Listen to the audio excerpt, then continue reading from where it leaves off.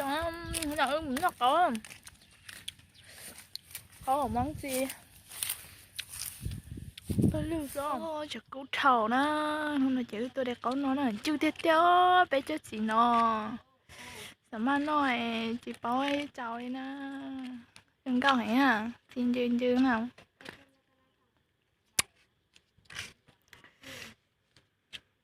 cho tôi cái cá hẹn à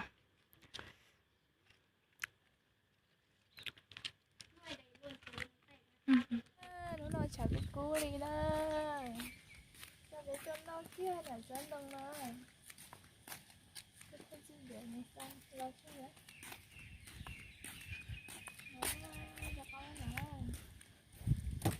duyên chưa hả xong à tự nhiên nó ở chỗ đông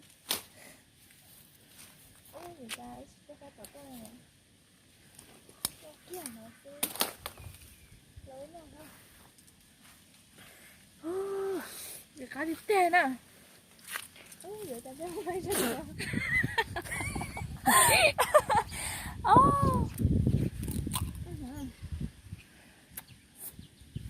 gì chứ ôi lục đi chị em muốn mua con mì à ổn chưa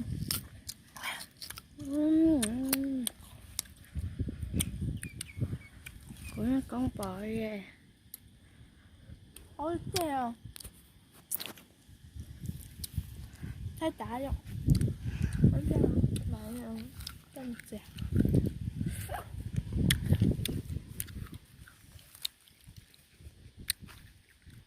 tôi bỏ mà trả lại đã trời anh ấy bảo nói tôi nghe bé chó chín không khó ngon ngon muốn từ từ chưa kia đây này nó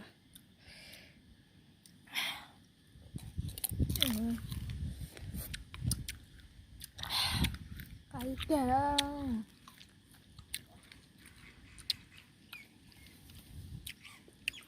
rau khoa khói vậy như đây này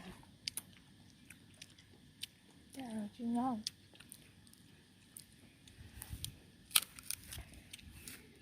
trời mình làm chết rồi mình thấy cái gì mấy chị giờ con chị giờ có chị ở không mấy cái chị có cái nhà cái chị có thấy của chưa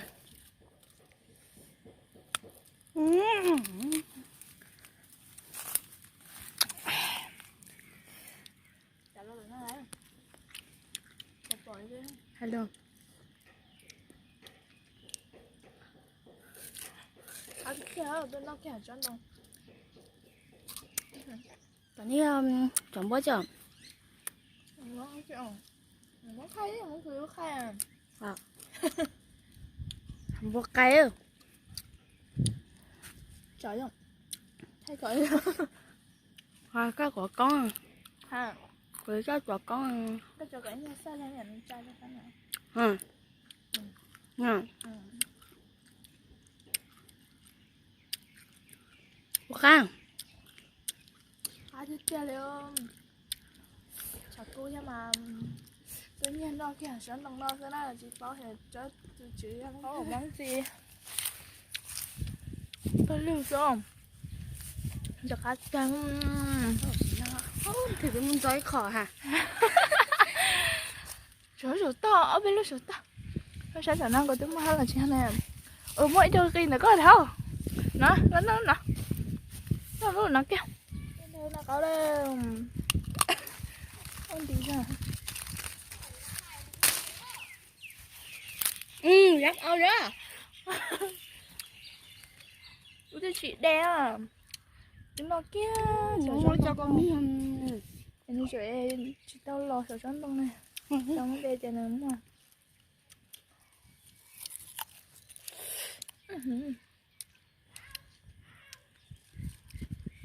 bài thôi không muốn nói khởi chưa có em nói khởi gì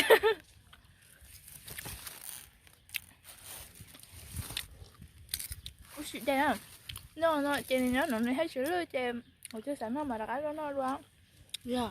cá hả vì khi cứ cho nó chị đầu tiên nó mà đã cái nó được nhưng nó chị đào Nó chỉ là dư.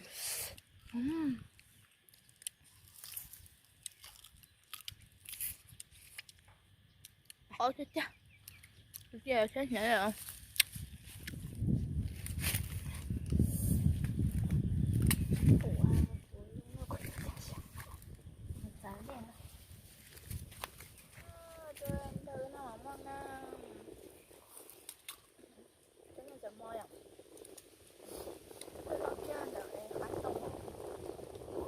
Cho nó đẹp nó hỏi à.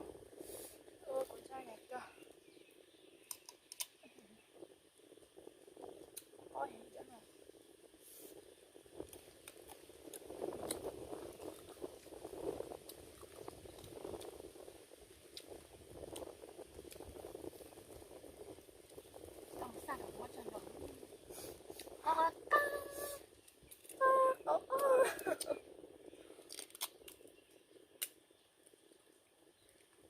Nó ngủ đi.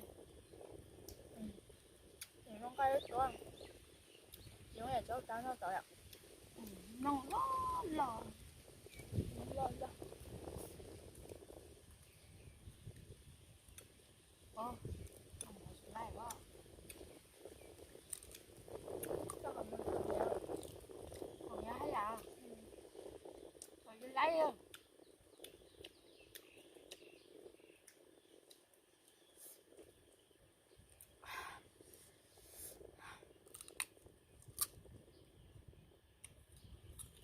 tha thì kia đó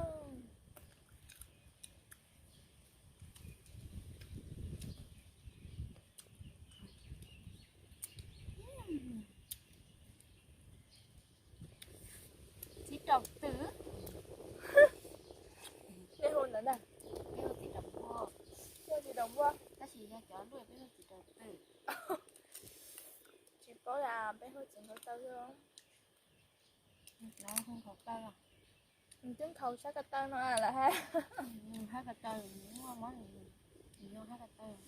trời à trời không đó Đừng có lúc trồng vua được. Nha. vô hết mà Bố trồng vua. Yêu thích sao?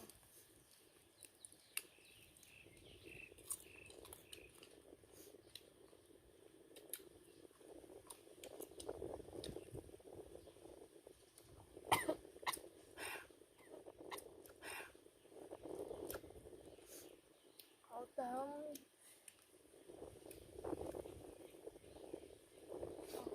chị chắc nhà lấy ăn